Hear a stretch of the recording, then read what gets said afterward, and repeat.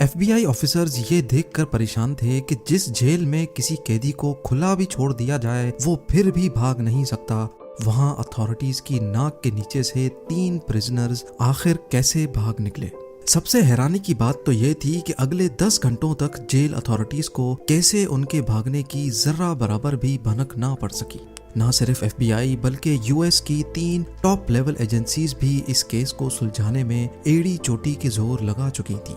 हम बात कर रहे हैं एक ऐसे जेल ब्रेक की जो पिछले 60 सालों से सिर्फ उलझा हुआ ही नहीं बल्कि दुनिया के लिए अब एक मिस्ट्री भी बन चुका है। जेम टीवी की वीडियोस में एक बार फिर से खुशामदीद। नाजरीन, पैसिफिक ओशन में मौजूद ये छोटा आइलैंड है तो सिर्फ 22 एकड़ पर फैला हुआ, लेकिन यहाँ दुनिया के खतरनाक मुजरिमों को रखा जाता था। अल्कट्राज के नाम से फेमस ये आइलैंड समंदर में ही एक बहुत बड़े पत्थर पर बना हुआ है। इसी वजह से इसको दी रॉक भी कहा जाता है। एक तो ये आइलैंड दूर दूर तक ओशन से घिरा हुआ है, दूसरा एक्स्ट्रा प्रोटेक्शन के लिए इसके गिर्द 15 फुट ऊंची फेंस भी खड़ी की गई है। जेल सार्जेंट्स की 24/7 मॉनिटरिंग के साथ साथ, क्योंकि ये पैसिफिक ओशन की ओपनिंग में मौजूद है, तेज हवाएं और ऊंची लहरें इस आइलैंड को हमेशा घेरे रखती हैं। इन सब कंडीशंस को देखते हुए 1934 में इसको फेडरल प्रिजन डिक्लेयर कर दिया गया, जहां हद से ज्यादा सिक्योरिटी दी जाती थी। इन शॉर्ट, यहाँ अगर कोई एक बार आ गया तो खुद से निकलना किसी भी सूरत मुमकिन नहीं था। इस जेल को इनएस्केपेबल का दर्जा हासिल था, लेकिन 12 जुलाई 1962 को एल्काट्राज का सारा भरम तब टूटा जब 3 प्रिजनर्स यहाँ की सिक्योरिटी को बड़ी महारत से धोखा देकर फरार हो गए। इस कहानी के मेन किरदार ये 4 लोग हैं, जिनमें जॉन विलियम एंगलिन और क्लियरेंस एंगलिन आपस में भाई हैं। इनको एक बैंक रॉबरी के केस में यहाँ रखा गया था। उसके बाद ये है फ्रैंक मॉरिस, जो 13 सालों की एज से ही ऑन एंड ऑफ जेल की शक्ल देखता रहा है। इसको भी अल्काट्राज में बैंक रॉबरी की वजह से रखा गया था। आखिर में ये है एलन वेस्ट, जो पहले भी कई बार दूसरे जेलों से भागने की कोशिश कर चुका है। इसी वजह से इसको मैक्सिमम सिक्योरिटी के लिए अल्काट्राज में रखा गया। एलन वेस्ट इस जेल में काफी अरसे से है, इसी वजह से इसको जेल के कंपाउंड के बारे में दूसरों से ज्यादा मालूम है। अल्काट्राज से भागने का आइडिया सबसे पहले 1960 में एलन वेस्ट ने ही अपने इन साथियों को बताया था। एलन ने जेल के ब्लॉक बी में एक लूप होल तलाश किया था, जहां से उनका भागना शायद किसी हद तक मुमकिन था। अब मसला ये है कि ये चारों लंच ब्रेक वगैरह में मिलते तो थे, लेकिन इनके सेल्स ब्लॉक बी में नहीं थे। ये चारों कोशिश में लगे रहे कि इनको ब्लॉक बी में शिफ्ट कर दिया जाए। खुशकिस्मती थी इनकी कि जेलर ने इनको ब्लॉक बी में शिफ्ट कर दिया, और वो भी एक दूसरे के बराबर में। इनका पहला टारगेट तो पूरा हो चुका था। चारों प्रिजनर्स एक साथ ब्लॉक बी में शिफ्ट हो चुके थे। अगले 2 सालों तक ये अपने अपने सेल्स के अंदर ही क्या खिचड़ी पकाते रहे, इसकी किसी को कानो कान खबर ना पड़ी। 12 जुलाई 1962 को रूटीन के मुताबिक सुबह के 7 बजे जेल स्टाफ तमाम प्रिजनर्स को उठाने के लिए निकले। असेंबली में काउंटिंग की गई तो इनमें 3 प्रिजनर्स मिसिंग थे। जब स्टाफ ने तमाम सेल्स को दोबारा से चेक किया तो ब्लॉक बी में एंगलिन ब्रदर समेत फ्रैंक मॉरिस को अपने ही बेड पर सोया हुआ पाया। उनको ये बात बिल्कुल भी नॉर्मल नहीं लगी और उन्होंने सेल के अंदर जाकर उनको उठाने की कोशिश की। इसी दौरान वो क्या देखते हैं कि तीनों सेल्स के बेड पे सिर्फ डमी हेड्स पड़े हुए थे। जी हाँ, वो तीनों भाग चुके थे और उन्होंने सोप, प्लास्टर और कंक्रीट के मिक्सचर से बना ये डमी हेड रख दिया था। इनमें से एक हाथ लगने की वजह से जमीन पर गिरकर टूट भी गया, जिसको इस फोटो में भी देखा जा सकता है। ये मंजर देखकर पूरे जेल स्टाफ के होश खता हो चुके थे।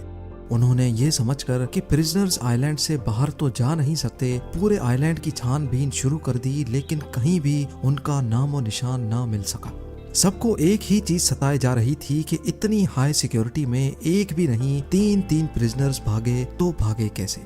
याद रहे कि इन भागने वालों में एलन वेस्ट नहीं था, जिसका असल में ये सारा प्लान था। इन्वेस्टिगेशन टीम बुलवाई गई और एफबीआई को भी रिपोर्ट किया गया। ये देखा गया कि तीनों अपने सेल की दीवार में लगे छोटे वेंट को तोड़कर बाहर निकले हैं। हैरानगी तो तब हुई जब दीवार की परली साइड पर 3 नहीं बल्कि 4 सेल्स के वेंट डैमेज थे। जी हाँ, ये चौथा वेंट एलन वेस्ट के सेल का था, जो किसी वजह से अपने वेंट से बाहर निकलने में नाकाम रहा था। एलन वेस्ट को अब अच्छी तरह मालूम पड़ चुका था कि उसके बचने का कोई चांस नहीं है। लिहाजा उसने इसी बात में अपनी भलाई मानी कि इन्वेस्टिगेटर्स को सारा प्लान बता देना चाहिए। यहीं एलन ने एतराफ किया था कि सारा प्लान असल में उसी का था। उन्होंने ये डमी हेड्स बनाए थे और इसमें लगे बाल उन्होंने जेल के अंदर हेयर कट के दौरान ही चुराए थे। चारों सेल्स की बैक वॉल पे एक छोटा वेंट था जिसकी साइज 5 बाय 9.5 इंच थी। एलन को इन सेल्स का लूप होल मालूम था क्योंकि वो जेल की मेंटेनेंस में भी काम कर चुका था। उसको मालूम था कि इसकी दीवारें सिर्फ 6 इंच मोटी हैं और वेंट के सुराख को आसानी से बड़ा किया जा सकता है। 6 महीनों से चारों प्रिजनर्स मौका ढूंढकर इस वेंट के गिर्द सुराख करते थे। वो किचन से चुराए हुए चमचों की मदद से ये काम करते थे, जबकि आखिर में इन्होंने जेल के वैक्यूम क्लीनर की मोटर से एक ड्रिल मशीन भी बनाई थी। वो इस खुदाई को सीक्रेट रखने के लिए इसके आगे अपने म्यूजिकल इंस्ट्रूमेंट या फिर कोई सामान रख देते थे। ये सारा काम खास तौर पर म्यूजिकल आवर के दौरान किया जाता था, जब जेल ब्लॉक में काफी शोर शराबा होता है। वेंट एक कॉरिडोर में निकलता था जहां कोई सिक्योरिटी नहीं थी। यहाँ से एक ड्रेन पाइप सीधा ब्लॉक की छत पर जाता है जहां वो अक्सर मेंटेनेंस के लिए काम करते थे। एल्काट्राज में प्रिजनर्स को बिजी रखने के लिए उनसे मेंटेनेंस का काम करवाया जाता था। ये चारों प्रिजनर्स भी मेंटेनेंस करने छत पे जाया करते थे और इस बहाने वो अपने भागने के प्लान के लिए हर छोटी से छोटी चीज का जायजा भी लेते थे। छत से वो एक और पाइप को यूज करके नीचे उतरे और फिर आइलैंड की 15 फुट बड़ी फेंस को टॉप कर भाग निकले। उन्होंने अपनी सारी तैयारी पूरी कर रखी थी। रबर रेन कोट्स को जोड़कर अपने लिए एक इन्फ्लेटेबल राफ्ट भी पहले से ही बना रखी थी। ये रेन कोट्स जेल एडमिनिस्ट्रेशन की तरफ से ही दिए जाते थे, जो वो बहाने बहाने से इकट्ठे करते जा रहे थे। इसके अलावा रेन कोट से ही उन्होंने अपने लिए लाइफ जैकेट की तरह कोई चीज भी बनाई थी, जो कि राफ्ट के काम ना करने पर उनको पानी में डूबने से बचाएगी। पर एफबीआई के लिए असल सवाल अभी तक यही था कि भागने वाले प्रिजनर्स अब कहाँ हैं।